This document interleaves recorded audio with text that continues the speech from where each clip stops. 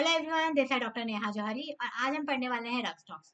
रक्सटॉक्स जो है वो एक बहुत इंपॉर्टेंट रेमेडी है। ये हमारे लॉन्ग क्वेश्चंस में पूछे जाने वाली रेमेडीज में से एक है। तो वीडियो को एंड तक जरूर देखिएगा क्योंकि वीडियो के एंड में आपको बताऊंगी कि यूनिवर्सिटी में किस टाइप से क्वेश्चंस आते हैं और हमें किस तरीके से लिखकर आना हो। स्टार्ट करते हैं आज का वीडियो विच इज ऑन रक्सटॉक्स। तो रक्सटॉक्स का कॉमन नाम क्या होता है? Poison okay. रक्सटॉक को हम पॉइजन ओक भी बोलते हैं। इसका जो प्रूवर है वो है डॉक्टर हैनीमैन। फैमिली जो है वो एनाकार्डियेसी है, मतलब हमारे बादाम की फैमिली को बिलोंग करता है। वेजिटेबल किंगडम की रेमेडी है। उसके बाद इसके स्पेयर्स ऑफ एक्शन की बात की जाए तो इसका जो सबसे अच्छा काम है वो हमारे म्यूकस मेम्ब्रेन पे है, लिम्फेटिक ग्लैंड्स पे है, स्किन, फाइब्रस टिश्यू और जॉइंट्स पर है। कॉन्स्टिट्यूशन की बात की जाए तो इसकी जो डायथेसिस है वो गाउटी और रूमेटिक डायथेसिस है। थर्मल जो है वो चिल्ली है और मियाज जो है इसका सोरा है। सोरा is in the back. Next हम इसके गाइडिंग सिम्टम्स पे आ जाते हैं। जो हमारी रक्सटॉक्स है वो रेस्टलेस रेमेडीज के ट्रायोज में आती है। तो नाश के ट्रायोज में आती है। जब हमने एकोनाइट पढ़ी थी और आर्सेनिक पढ़ी थी तब भी मैंने आपको बताया था कि जो हमारी रक्सटॉक्स है वो रेस्टलेस रेमेडी के ट्रायोज में आती है। जो रक्सटॉक्स का पेशेंट होता है वो एक जगह पे रुकता नहीं है, can not stay in one place, must change position frequently. Frequently अपनी जो पोजीशन है वो बदलता ही रहता है। क्यों? क्योंकि उसको दर्द में आराम चाहिए होता है। जितना वो मूव करता है उतना ज्यादा उसके दर्द में उसको आराम मिलता जाता है। नेक्स्ट, जैसे ही वो मॉर्निंग में उठता है बेड से, वैसे ही जो उसके जो पैरों में बहुत ज्यादा दर्द होता है, उसको ऐसा लगता है उसके जो पैर है वो एकदम स्टिफ हो गए हैं, अकड़ गए हैं बिल्कुल। लेकिन जैसे ही वो धीरे धीरे चलना फिरना शुरू करता है, वॉक करने लगता है, तो वो नॉर्मल मूवमेंट्स में आ जाता है। तो great rigidity, stiffness and lameness in pain are experienced on first moving the joint, after rest or on waking up in the morning, relieved by walking on king or continuous motion। Next जाता है कि जितने भी complaints होती हैं, जितनी भी इसकी परेशानी होती है, उसको उसके मूवमेंट से रिलीफ मिल जाता है। जितना भी घूमता फिरता है, मूव करता है, उसको अपने दिक्कतों में आराम मिलेगा और एग्रावेशन उसको रेस्ट से होता है।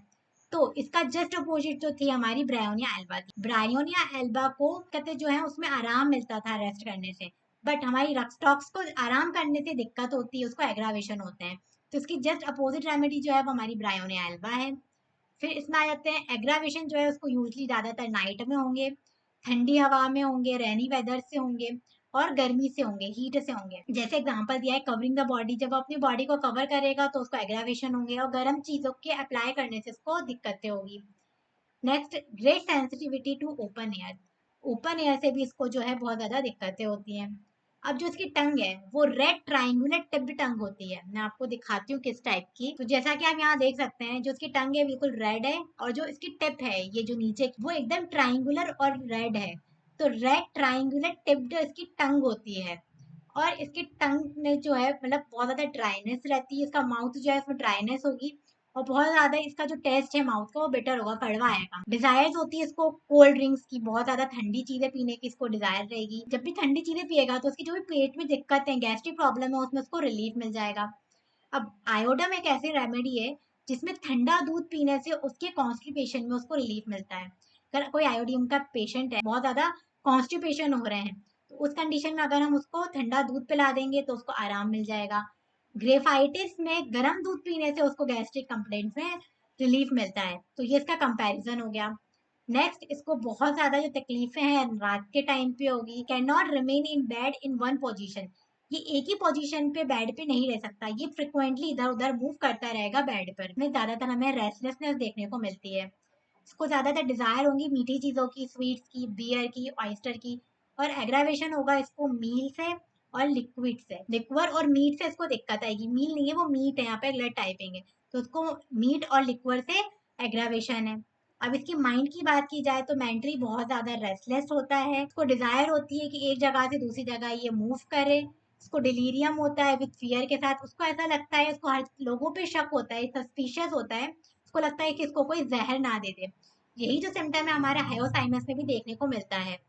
नेक्स्ट, पेशेंट जो है बहुत ज्यादा सैड होता है, इतना उदास होता है कि इजीली ये रो देता है किसी भी बात पे, पर इसको पता नहीं होता है किस बात पे रो रहा है। Dreams of great exertion. इसको जब सपने आते हैं तो उसको ऐसा लगता है कि बहुत एक्सर्शन कर रहा है, बहुत काम कर रहा है। तैरने के, स्विमिंग के इसको ड्रीमिंग्स होते हैं। एंड वर्किंग हार्ड, इसको बहुत ज्यादा सपने आते हैं कि बहुत ज्यादा काम कर रहा है और उसके अपने डेली ऑक्यूपेशन जो भी काम करता है, बिजनेस करता है, उसके उसको सपने आते हैं। नेक्स्ट एलिमेंट फ्रॉम जो है उसको है straining a single part, muscle और tendon overlifting, particularly stretching high, जब भी ये बहुत ज्यादा ऊंची नीची हरकतें कर लेगा, मतलब ऊंची नीची चीजें उठा लेगा वजनदार, उससे इसको दिक्कतें होंगी। Lying on damp ground from waiting, गीले होने से दिक्कत होगी। टू मच समर, बहुत ज्यादा गर्मी से दिक्कत आएगी, गर्मियों में ठंडे पानी में या लेक में, मतलब झील में या नदी में नहाने से इसको दिक्कत होगी। कोल्ड एयर, ठंडी हवा से दिक्कत है।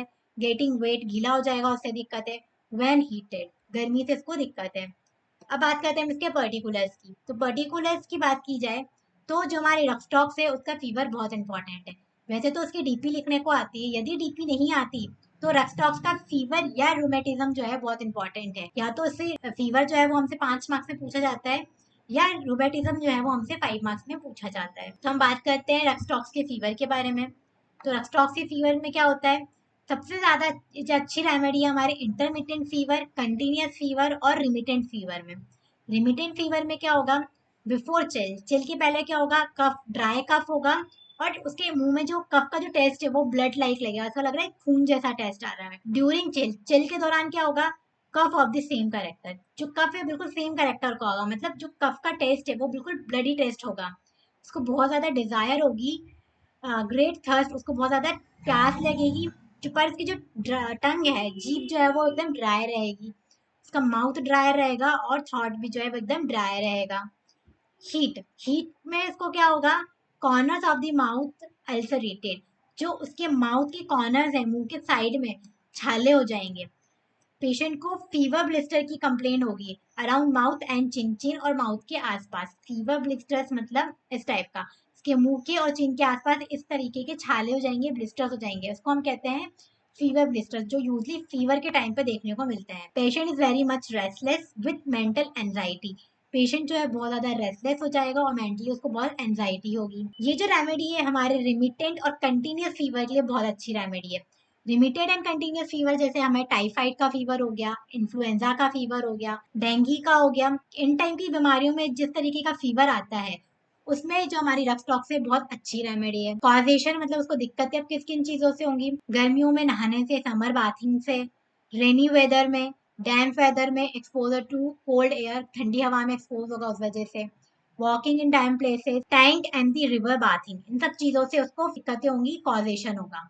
मोड ऑफ ऑनसेट कैसा होगा, इंसीडियस ऑनसेट, मतलब अचानक से इसको जो है बुखार आएगा, अचानक से इसको टाइफाइड हो सकता है, इन्फ्लुएंजा हो सकता है या डेंगू हो सकता है। ये प्रॉब्लम जो है, जो फीवर जो है इस टाइप का वो एकदम इंसीडियस होगा। एट दी ऑनसेट, ऑनसेट के टाइम पे क्या होगा, टाइफाइड के दौरान इसको सबसे पहले डायरिया लगेगा, उसके बाद जो है फीवर के सिम्टम्स डेवलप होंगे। देन ड्यूरिंग फीवर, फीवर के दौरान जो पेशेंट है बहुत ज्यादा रेस्टलेस हो जाएगा, एक पोजीशन पे नहीं रहेगा, बेड पे भी लेटा है तो फ्रिक्वेंटली अपने जो साइड से वो चेंज करेगा या इधर से उधर भागेगा बिस्तर से उठ के। क्यों, क्योंकि उसको मूव करने से रिलीफ मिल रहा है अपने कंप्लेंट्स में। टंग कैसी होगी, रेड ट्राइंगुलर टंग होगी जैसा मैंने आपको दिखाई। इसके साथ साथ उसकी टंग जो है बहुत ज्यादा ड्राई होगी, क्रैक्ड होगी, और उसमें उसके टीथ के निशान दिखाई देंगे, इम्प्रिंट होंगे। डिलीरियम में उसको क्या होगा, लो मटलिंग डिलीरियम होगा, धीरे धीरे कुछ कुछ मन में बड़बड़ाता रहेगा। बड़बड़ाएगा भी क्या, अपने डेली बिजनेस की बातें करेगा, या वो बोलेगा मैं तैर रहा हूँ, या इस टाइप की कोई भी जो डिलीरियम में उसको जो भी फील होगा वो एकदम धीरे धीरे बड़बड़ाएगा। फीवर ब्लिस्टर्स आएंगे जैसे मैंने आपको दिखाए थे माउथ के आसपास। एग्रावेशन उसको मिड नाइट में होगा, डैम वेट रेनी वेदर में हो। नेक्स्ट हम रूमेटिज्म में आ जाते हैं। रूमेटिक में क्या होगा, कॉजेशन जो है वो उसके लाइंग ऑन डैम ग्राउंड से होंगे, समर में बाथिंग की वजह से होंगे, और रेनी बात रिवर में नहाने की वजह से, रिवर बाथिंग से जो है इसकी कॉजेशन होंगे। लोकेशन क्या है, rheumatism of any joint, specially joint of right side, जो राइट साइड के जॉइंट्स हैं उसमें ज्यादातर इसको दिक्कतें आएंगी, कंप्लेंट्स होंगी। सेंसेशन क्या होंगे, उसको किस तरीके का दर्द होगा, जब दर्द होगा उसको कैसा लगेगा, उसको ऐसा लगेगा कि उसके हाथ पैरों में जो जॉइंट्स हैं उसमें स्ट्रेन आ गई है, मतलब मोच आ जाती है ना, उस टाइम पे जिस तरीके का दर्द होता है उस टाइप का दर्द होगा। उसको ऐसा लगेगा जो उसकी मसल और टेंडन है वो टूट के अपनी जगह से अटैचमेंट से अलग हो गई है, उस टाइम पे जो दर्द होगा उस टाइप का उसको सेंसेशन आएंगे। और उसको ऐसा लगेगा कि उसकी जो बोन है उसको कोई चाकू की मदद से क्रैप कर रहा है, मतलब छील रहा है, उस टाइप की उसको सेंसेशन आएंगे। कंकॉमिटेंट सिम्टम्स में उसको बहुत ज्यादा एंजाइटी होगी और एप्रीहेंशन, रेस्टलेस हो जाएगा, एंजाइटी होगी। जनरल मॉडलिटीज की बात करें तो उसको एग्रावेशन जो है कोल्ड वेट रेनी वेदर से होगा, नाइट में होगा, फ्रॉम गेटिंग वेट गीला होने की वजह से होगा, वाइल पर्सपायरिंग एंड ड्यूरिंग रेस्ट, इन सब चीजों से उसको दिक्कत होंगे। एम्ब्योरेशन की बात करें तो उसको गर्म चीजों से, वार्म से एम्ब्योरेशन है, ड्राई वेदर से एम्ब्योरेशन है, wrapping up warm of cold things, motion, change of position, moving affected part, इन सारी चीज़ों से उसको जो है आराम मिलेगा। तो ये हमारी रक्सटॉक्स हो गई, मैंने आपको पूरा रक्सटॉक्स के बारे में बता दिया। अब हम बात करते हैं यूनिवर्सिटी में किस टाइप से क्वेश्चंस आते हैं। तो रक्सटॉक्स जो है वो हमारी, इससे एक लॉन्ग क्वेश्चन आता है, मतलब डायरेक्टली इससे हमें डीपी पूछी जाती है। तो हमें डायरेक्ट इसका पूरा सब कुछ लिखना है, इसके इंट्रोडक्शन लिखना है कि इसका कॉमन नेम क्या है, प्रूवर क्या है, किंगडम क्या है, स्पेयर्स ऑफ एक्शन कहाँ अच्छा वर्क करेगी, पूरा कॉन्स्टिट्यूशन हम इसका लिखेंगे। जो इसकी गाइडिंग सिम्टम है, कम से कम 4 से 5 पॉइंट तो गाइडिंग के लिखने ही पड़ेंगे। साइड में मेंटल सिम्टम भी जो है वो 4 से 5 हमें लिखने पड़ेंगे। उसके बाद हमें इसका कोई भी पर्टिकुलर लिखना है, तो पर्टिकुलर इंपॉर्टेंट इसका फीवर और रूमेटिज्म है, फीवर और रूमेटिज्म हम इसमें लिख देंगे तो हमें अच्छे से मार्क्स मिल जाएंगे। अब नेक्स्ट बात आती है इसके शॉर्ट क्वेश्चंस की। तो 5 मार्क्स का क्वेश्चंस भी कवर करते हैं। शॉर्ट में जनरली इसका फीवर पूछा जाता है और रूमेटिज्म पूछा जाता है। रक्सटॉक्स का जो रूमेटिज्म है वो बहुत ज़्यादा इंपॉर्टेंट है। रूमेटिक से इसके जो क्वेश्चन है शॉर्ट में वो पूछा जाता है, वो 5 स्टार क्वेश्चन हो गया। फीवर उसके बाद आता है, 3 स्टार क्वेश्चन है। उसके बाद अगर हमें उसका रूमेटिज्म नहीं पूछते तो उसका फीवर पूछते हैं। इसके अलावा यदि हमसे इसकी जीआईटी या कोई भी अदर क्वेश्चन पूछ लेते हैं, तो हम अगर इसकी गाइडिंग अच्छे से पढ़ के जाएंगे तो गाइडिंग के हेल्प से हम इसके जो अदर कुछ भी अगर पर्टिकुलर पूछते हैं तो आराम से लिखा सकते हैं।